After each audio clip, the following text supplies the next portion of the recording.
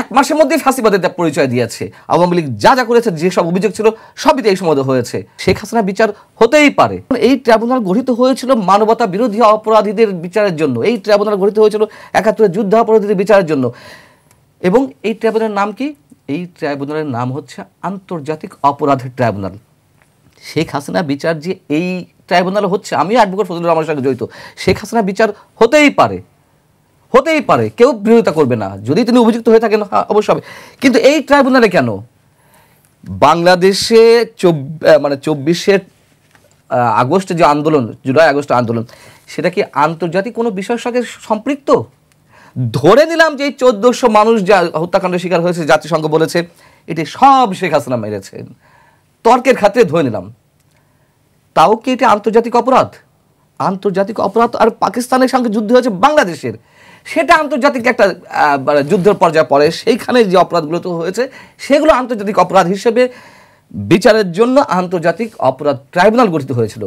আপনি দেখুন যে কি সূক্ষ্মভাবে একজন মুক্তিযোদ্ধাকে কত বড় নাজেহাল করা হচ্ছে ট্রাইব্যুনালে তার বিরুদ্ধে অবমাননার অভিযোগ নিয়ে আসালো। আজিজ ভাই যে বলছেন যে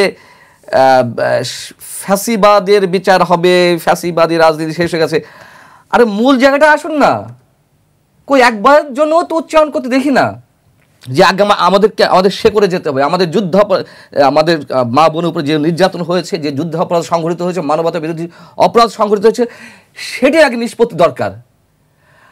এখন এমন একটা রাজনীতি শুরু হয়েছে যে ফ্যাসিবাদী সব কিছুর গোড়া।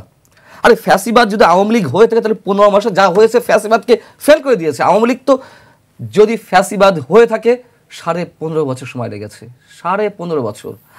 আর এদের ১৫ মাস না, এক মাসের মধ্যেই ফাঁসিবাদের পরিচয় দিয়েছে। আওয়ামী লীগ যা যা করেছে, যেসব অভিযোগ ছিল সবই এই সময় হয়েছে।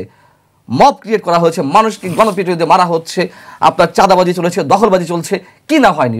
১৫.৫ বছর যা হয়েছে, আপনি আমাকে দেখান এই এই ১৫ মাসে কি হয়েছে।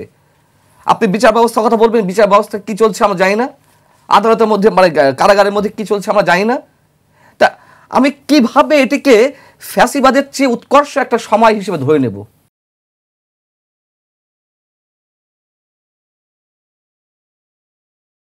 আমি কিভাবে ফ্যাসিবাদের সঙ্গে যুদ্ধাপরাধীদেরকে মিলাবো?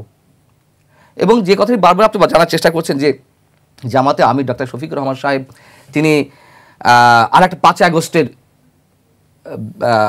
হুঁশিয়ারি দিয়েছেন। আজিজ ভাই বলেছেন যে উনি ওনার জায়গা থেকে বলেছেন যে আমি কোনো জনসভা বক্তব্যকে খণ্ডাতে চাই না। আমি মনে করি এটি জামাতের জন্য খুব স্বাভাবিক একটা বিষয়। এর আগে বলেছে না যে গণভোট একই দিনে হলে, জাতীয় সংসদ নির্বাচনের সাথে গণভোট একই দিনে হলে নির্বাচনের জেনোসাইড হবে। ওনারা জেনোসাইড নিয়ে চর্চা করবেন, মাথার মধ্যে ঢুকে আছে সঙ্গত কারণে, তাই না? ৭১ কি হয়েছিল তো আমরা জানি। ওনারা ৫ আগস্ট নিয়ে আর একটা ৫ আগস্ট ঘটাবেন। কেন অন্য কিছু উচ্চারণ করতে পারেন না? চট্টগ্রামের শাহজাহান চৌধুরী, এগুলো তো চর্চিত একটা অবস্থা থেকে এই শব্দগুলো বেরিয়ে আসে। শাহজাহান চৌধুরী কি বললেন? কেন্দ্রীয় মজলিস শুরার সদস্য, জামাতের চট্টগ্রামের নেতা, তিনি কি বললেন? সূর্য তার জন্য দাঁড়িয়ে থাকবে। হাবিব ভাই যে এক্সাম্পলগুলো দিলেন, ইসলাম সময় বাংলাদেশে কোনো দল রিয়েল ইসলাম ফলো করে কিনা আমি কনফিউজড। এবং শাহজাহান চৌধুরী যে কথাগুলো বললেন যে সূর্য তার জন্য দাঁড়িয়ে থাকবে, পুলিশ তার কথায়, জামাতের কথা উঠা বসা করবে, জামাতের প্রার্থীদেরকে প্রোটোকল দেবে, প্রাইমারি স্কুল টিচার বা স্কুল টিচাররা যারা থাকবে নির্বাচনের দায়িত্ব, তাদেরকে জামাতের কথা শুনতে হবে। এই কথাগুলোকে আপনি মনে করছেন এমনি এমনি এসেছে? এবং ডাক্তার শফিকুর রহমানকে আমি নিজে মনে করি প্রচণ্ড পড়াশোনা জানা একজন মানুষ। তিনি, তার আদর্শ যাই হোক না কেন, তার যথেষ্ট পড়াশোনা, তিনি যে কোনো কথাও হুটহাট করে বলবেন এটা মনে করার কোনো কারণ নেই। এর আগে আপনার এখানে বলেছি তিনি যথেষ্ট পড়াশোনা জানার মানুষ, এবং তিনি যখন বলেন কথাগুলো আমাদেরকে ওই কথা গুরুত্ব দেওয়ার অবশ্যই কারণ আছে। এখন আরেকটা ৫ আগস্ট কি ঘটাতে চাচ্ছেন? কাদের বিরুদ্ধে ঘটাতে চান? কী জন্য ঘটাতে চান?